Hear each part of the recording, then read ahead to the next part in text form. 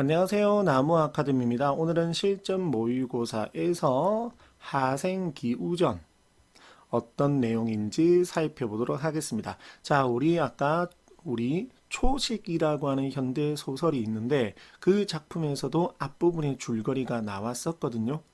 우리 고전 소설, 고전 산문 중에 고전 소설 하생기우전에도 앞부분의 줄거리가 나와 있습니다. 매우 중요합니다. 하생은 주인공인데 집안이 이렇고 조실부모하였지만 재주가 뛰어나서 입학하지만 정치로 인해서 등용되지 못했습니다. 외적 갈등이죠. 그러다가 점쟁이를 찾아가 운명에 대한 말을 듣고 아름다운 여인을 만나서 여자 주인공이라고 보시면 되겠죠.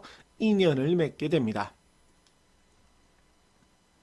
자, 날이 밝아올 무렵 여인은 말을 했습니다. 왜냐? 무엇이라고 말을 했느냐? 인간 세상이 아니랍니다. 귀신이랍니다.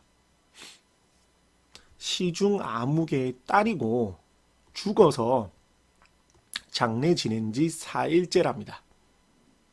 근데 이 아버지는 매우 나쁜 짓을 많이 해서 5 아들이 죽었습니다.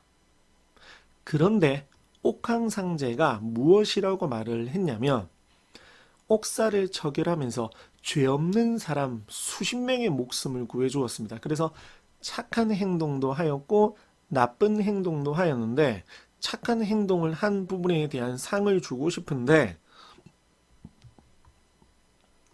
5 아들은 이미 죽은 지가 너무 오래됐기 때문에 이미 돌이킬 수 없기 때문에 너를 돌려보내야겠다라고 말을 한 겁니다. 다시 살아날 수 있게 해준다라는 거죠. 그런데 옥황상제께서 약속하신 날이 바로 오늘이다. 그런데 지금 서방님을 만났으니까 괜찮겠느냐? 무슨 말인지 알겠죠? 뭐 부탁이라고 할 것 없습니다. 결국에는 다시 나를 만나 주겠습니까? 이라는 겁니다. 부활을 하고 난 다음에. 자, 그러면서 금쳐 주면서 어떤 곤욕을 당하더라도 대단한 부탁은 아니지만 이 정도 부탁을 했죠. 자, 그리고 이제 너는 어떤 사람이야? 이게 원래 중간에 중약되어 있는데 이 내용 사용 설명서에 달려 있었습니다. 무덤을 파헤쳐 무덤 속의 금척을 훔친 도둑으로 오해를 받아서 막 혼이 나는 겁니다.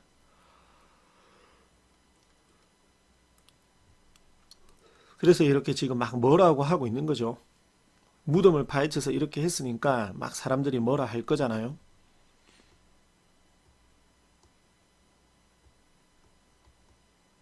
매우 기쁜 소식 무엇일까요? 죽은 딸이 다시 살아난다라는 거죠.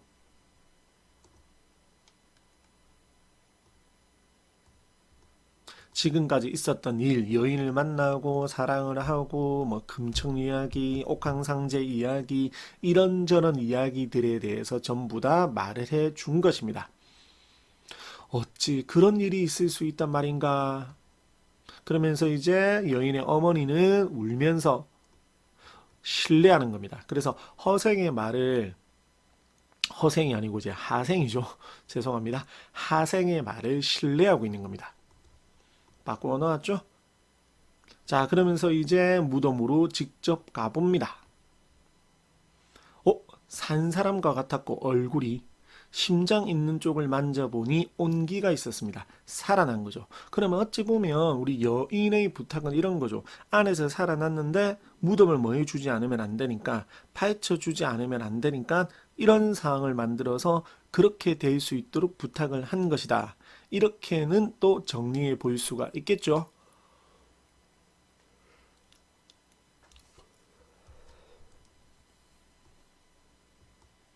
부활을 했습니다. 이야기를 했습니다. 그럼 이제 하생이 한 얘기와 일치가 되겠죠. 그래서 이제 하생은 그 집 사람들에게 몹시 융숭한 대접을 받았습니다. 당연하겠죠. 하생의 이야기가 모두 사실이었기 때문입니다. 그러면 이제 일반적으로라면 이제는 둘이서 행복하게 오래오래 살았다. 이렇게 되어야 되는 거잖아요. 맞죠? 근데 그게 안 됩니다.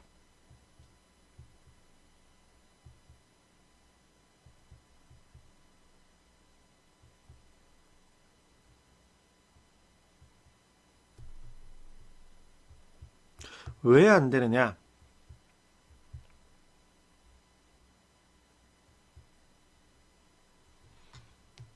집안이 서로 걸맞지 않다라고 하는 겁니다.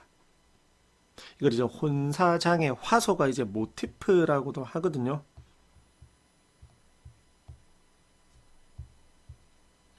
게다가 세상 사람들의 시선을 신경 쓰는 겁니다. 이런 이유 때문에 둘의 결혼을 허락하지 않는 겁니다. 결혼을 시키려고 생각하지 않는 겁니다. 약속을 지키지 않는 거죠. 됐습니까? 아내는 아무런 이제 의견도 없이 그냥 따르겠다는 겁니다. 그래서 하생은 답답하고 불쾌한 마음으로 숙소에 돌아와 가슴을 치고 속을 태우며 약속을 저버린 여인을, 이게 누구 탓이라고 생각하는 겁니다. 여인 탓이라고 생각을 하는 겁니다. 그래서 시를 쓰는데 옥은 여인, 티끌은 하생과의 인연, 비유한 표현들 알고 계시면 되겠죠. 오히려 인연을 맺은 것이 이제는 마다 부끄럽다라는 겁니다. 됐습니까? 깜짝 놀랐죠. 근데 여인은 몰랐다라는 거죠. 아버지가 부모님께서 그렇게 했다라는 거지 몰랐다라는 겁니다.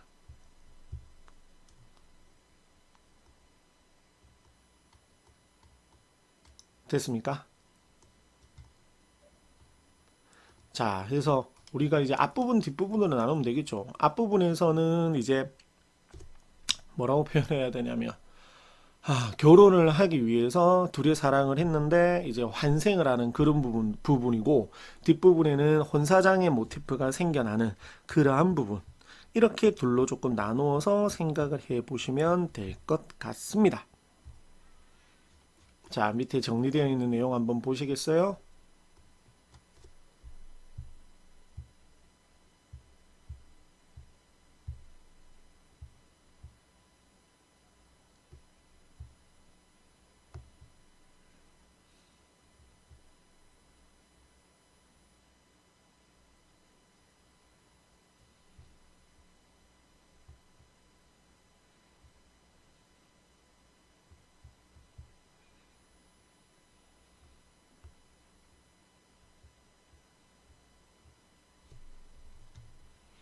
됐나요? 전체 줄거리 매우 중요하다고 했습니다. 자, 여기 보시면 거의 우리 수록 부분이랑 똑같죠? 자, 여기 마지막 부분. 식음을 패하고 부모를 설득해서 부부가 됩니다. 그러니까 만약에 진짜 만약에 우리 하생기우전이 수능에 출제가 된다라고 한다면 걸쳐서 우리 수록된 부분 끝부분하고 마무리 부분까지 이런 식으로 출제가 되거나 아니면 앞부분에 지금 여기서는 이렇게 말을 했는데 이 앞부분에서 등용되지 못하는 이 부분들에 대한 이야기가 실제로 많이 있거든요. 그러한 부분들도 출제가 될 수 있습니다. 이렇게 보아두시면 될 것 같습니다. 그 다음 밑에 확인해 보시고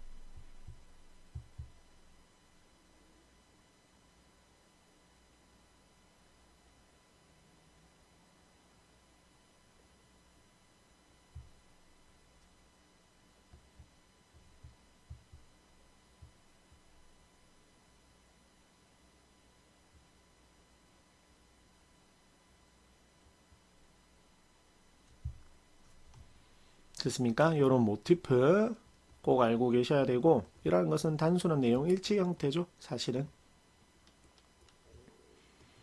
자, 이런 게 좀 중요한 게 사용 설명서에서 만복 사저 포기를 가지고 왔거든요. 그러면 실제로 만약에 수능에서는 두 작품이 같이 나올 수도 있는 겁니다.